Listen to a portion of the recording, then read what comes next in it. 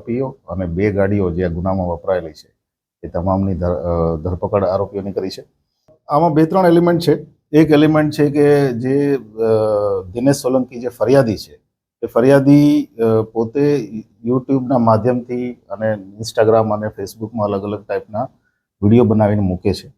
સાથે સાથે એની રાઇવલરીમાં કીર્તિ પટેલ કરીને છે, બીજા ઇન્ફ્લુએન્સર છે, એક ખજૂરભાઈ કરીને ઇન્ફ્લુએન્સર છે. આ ત્રણેયની ઇન્ટરનલ રાઇવલરી ફોલોઅર્સ મેળવવા માટેની અને એના પોતાના ફોલોઅર્સને અમુક કામગીરી સોંપવાની, સામેના વ્યક્તિને નીચો બતાવવાની, આવી પ્રકારની રાઇવલરીને કારણે પણ આ બનાવ બન્યો છે.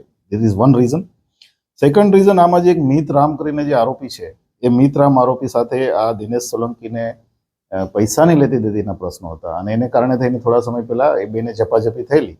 એ બાબતનો ગુનો પણ દલાલા પોલીસ સ્ટેશનમાં દાખલ થયો છે અને એ બાબતે આખો બનાવ બનેલો છે. કુલ 13 આરોપી છે, જેમાં 2 મહિલા છે. 13માંથી 2 આરોપી અમે તાત્કાલિક પકડી લીધા છે અને આગળની કાર્યવાહી ચાલે છે.